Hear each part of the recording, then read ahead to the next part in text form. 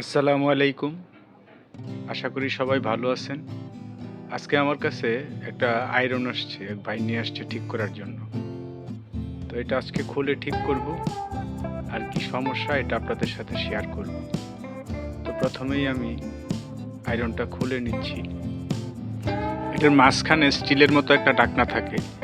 এটা খুলে নিলেই দুটো স্ক্রু বের হয়ে আসে। ওই দুটো স্ক্রু খুলে আর পিছনের ব্যাক পার্টের স্ক্রুটা খুললেই যে প্লাস্টিকের কাভারটা থাকে উপরে, এটা বের হয়ে আসবে উপরের দিকে হালকা করে টান দিলেই।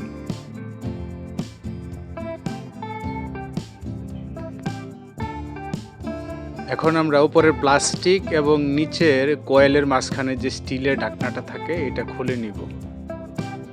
তারপর চেক করে দেখব এখানে যে সুইচিংটা হয়, এটা আসলে আমরা উপরে ভলিউমটা ঘুরাইলে ওই স্টিলের যে রডের মতো আছে এটা নিচের দিকে চাপ লাগলে সুইচিং হয়ে কয়েলে বিদ্যুৎ সরবরাহ শুরু হয়। তো আমি আগে কয়েলটা মেপে দেখে নিলাম। এখন সুইচটা হালকা চাপ দিয়ে দেখব মিটারে কন্টিনিউটি শো করে কিনা।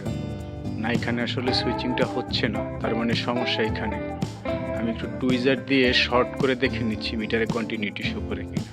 হ্যাঁ, টুইজার দিয়ে শর্ট করলে মিটারে কন্টিনিউটি শো করে। তো আমি এখন এই সুইচটা খুলে নিব। খুলে এটা সিরিজ পেপার দিয়ে পরিষ্কার করে তারপর লাগিয়ে দিলে আশা করছি আমাদের যে সমস্যা ছিল এটা সমাধান হয়ে যাবে। আমি আসলে এটাতে প্রফেশনাল কোনো ভিডিও তৈরি করি না। আমার একটা দোকান আছে সার্ভিসিংয়ের। এখানে অনেক গ্রাহক বিভিন্ন জিনিসপত্র নিয়ে আসে ঠিক করাইতে।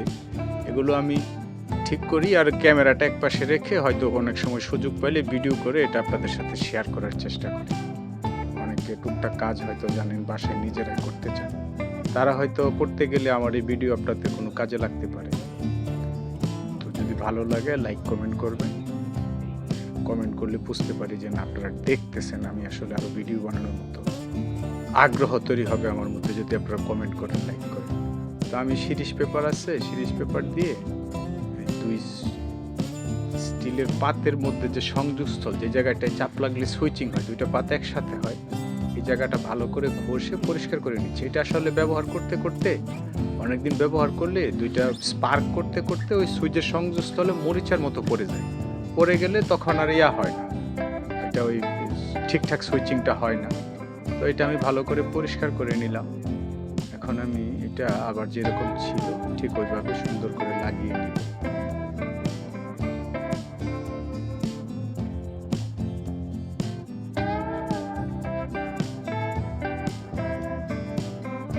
এই আয়রনের মধ্যে আসলে খারাপ হওয়ার মতো কিছুই থাকে না। অনেক সময় সুইচিং হয় না, আবার অনেক সময় ওই যে যেই উপরের যে ভলিউমটা আমরা ঘুরিয়ে তাপ নিয়ন্ত্রণ করি, ওইটার নিচে একটা রড দেওয়া থাকে, এটা অনেক সময় ডিসপ্লেস হয়ে গেলে কাজ করতে চায় না, ওটা গরম হয় না। তো আপনারা দেখলেন এখন আমি মিটারে এটা সুইচিং করলে মিটারে কন্টিনিউটি দেখাচ্ছে। তার মানে আমাদের যে প্রবলেম ছিল এটা আশা করতেছি সমাধান হয়ে গেছে। আমি আবার যেরকম ছিল ওরকম আবার আগের মতো এটা লাগিয়ে নিচ্ছি। লাগিয়ে লাইন দিয়ে তারপরে দেখব আমাদের যে সমস্যা ছিল এটা সমাধান হয়েছে কিনা।